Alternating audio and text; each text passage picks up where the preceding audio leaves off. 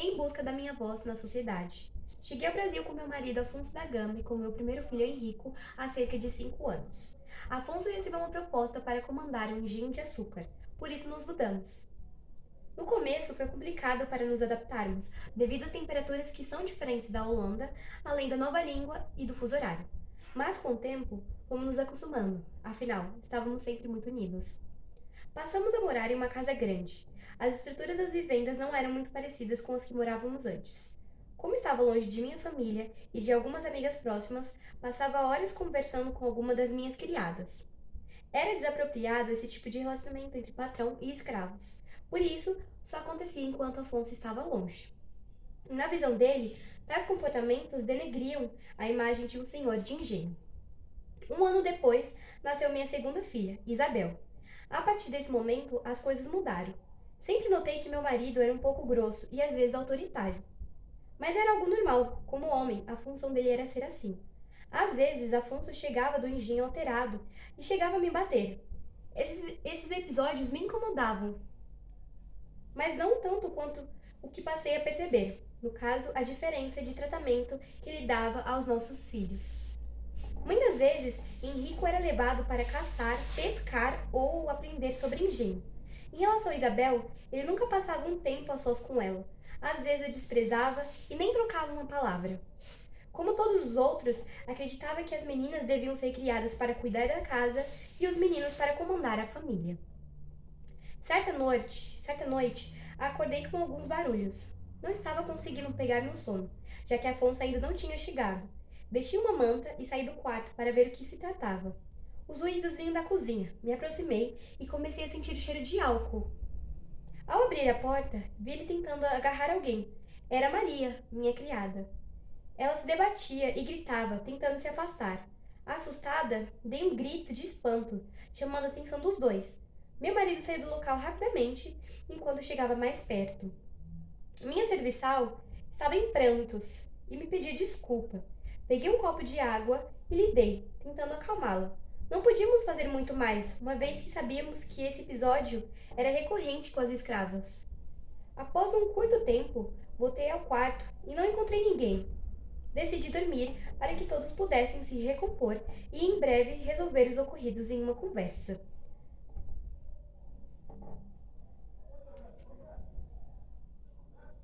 No dia seguinte, esperei meus filhos terminarem o café da manhã e chamei Afonso para conversar. Entrando em nosso quarto, senti ele distante novamente.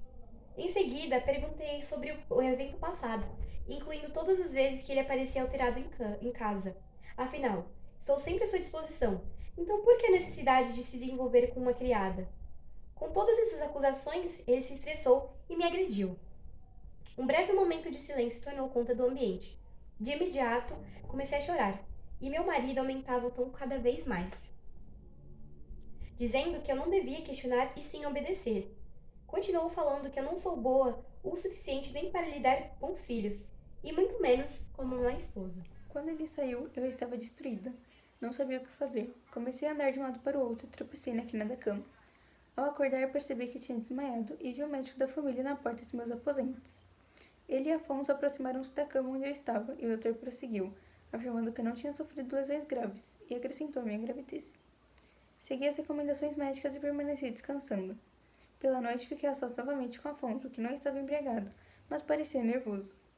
Ele ficou distante e começou a gritar comigo. Me ameaçou em relação ao bebê. Tínhamos combinado de não ter mais filhos. Não quero mais um fardo na minha vida. Se for outra menina, você vai ver. Eu tentei argumentar sobre como ninguém tem controle sobre essas situações.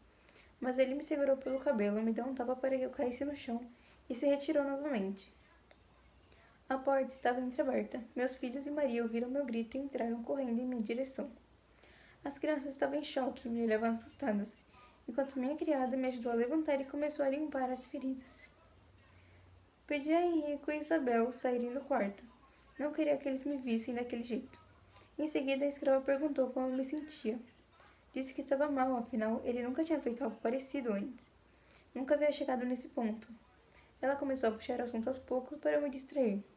Percebi que estava um pouco receosa, tendo em vista os acontecimentos recentes. Nos dias seguintes, pedi que Maria viesse tratar das lesões Ela lidava bem com os ocorridos, uma vez que muitos dos escravos passavam por coisas piores. Além disso, eu gostava de sua companhia e conversa. Aos poucos, ambas nos sentíamos com mais confiança e começamos a falar sobre outros temas um tanto pessoais. Minha criada me contou sobre a sua rotina. Eu sirvo a senhora e seus filhos, então passo boa parte do tempo só dentro da vivenda. Mas minhas irmãs cozinham e fazem outras tarefas domésticas. Muitas delas sempre estão cansadas demais e quase sempre têm machucados. A senhora deve saber que somos abusadas e não podemos fazer nada. Quase todas as vezes também somos espancadas. Nós queríamos ter tempo para cuidar dos nossos filhos, mas sempre temos que fazer algo. Vemos vários momentos em que o senhor dá atenção para seu filho Henrico, mas raramente vemos com a pequena Isabel. Sinto muito dizer isso, senhora, mas quando vemos o senhor de toda a região abusando das escravas, precisamos ficar caladas. É angustiante. Gostaríamos de aprender a ler e escrever, mas como todos sabem, não podemos. Eu disse, sinto muito por vocês terem que passar por tais situações. Gostaria de poder mudar algo para que vocês não fossem tão sexualizadas e pudessem passar mais tempo com seus filhos. Assim como aprender, mas da mesma forma não posso fazer tanto. Por mais que pareça que sim, não tenho voz. Sei que você sabe disso. Também sou tratada como se não fosse nada. Continuei. Queria poder fazer algo fora de casa, algum tipo de trabalho. Do contrário, fico o dia todo sem ter o que fazer na maioria do tempo. É diferente apenas quando recebo visitas, nada mais. Aprendi a ler e escrever, além da etiqueta porque vim da Holanda, mas lá também não há posições para nós, e em todos os lugares somos inferiorizadas. Os dias foram passando, eu e Maria não tínhamos conversado mais com tanta frequência, pois estávamos todos ocupados com os preparativos da festa em comemoração ao crescimento do engenho de açúcar. Estava preocupada com a minha vestimenta para a ocasião, uma vez que aqui no Brasil não possuíamos tantas opções como na Holanda. Por incrível que pareça, nossa vida era relativamente simples. Acabei decidindo usar um vestido simples e, como não tinha muitas joias, lembrei de um colar da minha mãe que combinava perfeitamente com meu vestido. Demorei para recordar onde estava, mas logo lembrei que estava em uma das caixas que não desmontei quando cheguei aqui. Quando eu peguei a caixa, vi uma maleta vermelha, e ela só podia estar ali. No momento em que abri a maleta, achei o colar, mas também vi umas cartas com a assinatura de minha mãe. Fiquei curiosa e decidi ler algumas.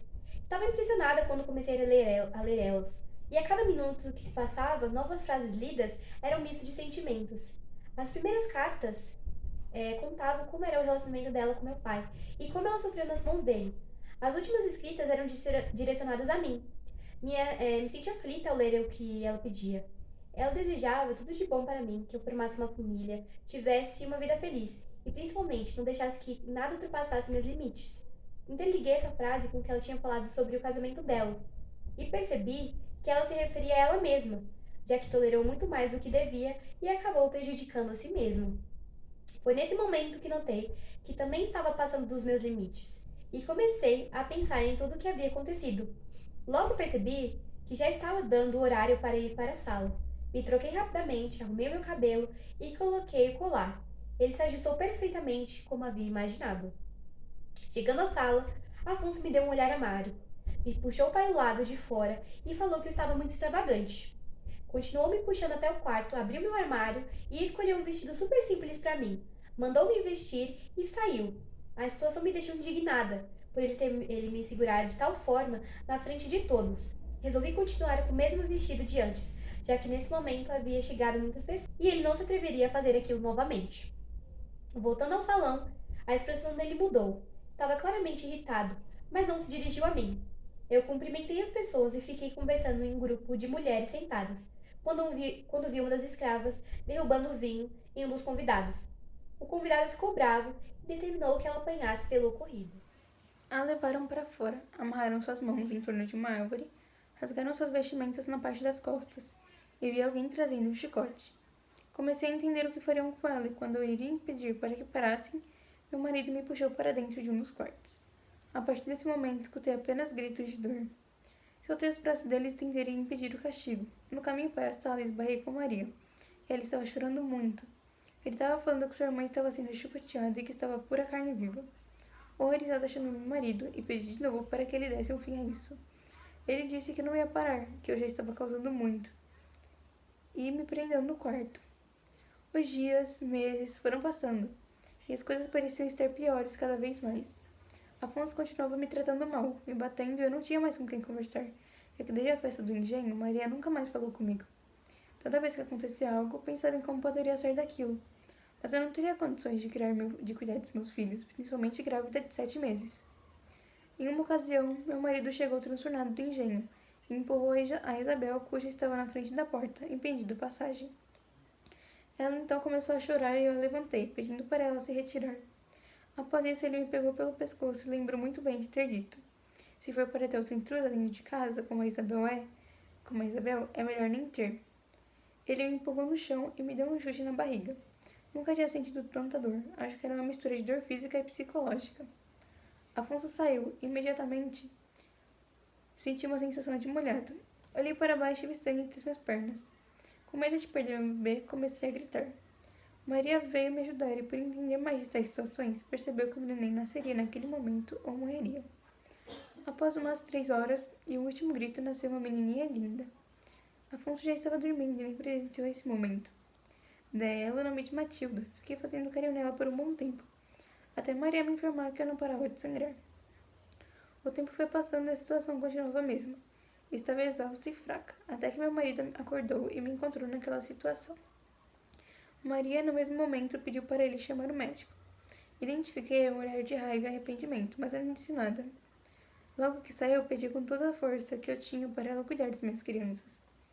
Completei dizendo que ela era uma mulher guerreira e se eles a tivessem como abrigo seriam grandes pessoas. Minha criada me prometeu e disse que a nossa relação passava muito mais do que uma de senhora e criada, e sim de amigas. Após isso, acordou meus filhos e os trouxe a mim. Eles estavam assustados por me verem no chão da sala e suja de sangue, mas logo os acalmei, dei um beijo nos dois e pedi para que prestassem atenção em mim. Continuei falando. Independente do que aconteça, a situação que você esteja, reconheça seus limites e tome atitudes. E não se esqueça, essa nossa sociedade está impondo valores errados. Todos merecem respeito apesar de tudo.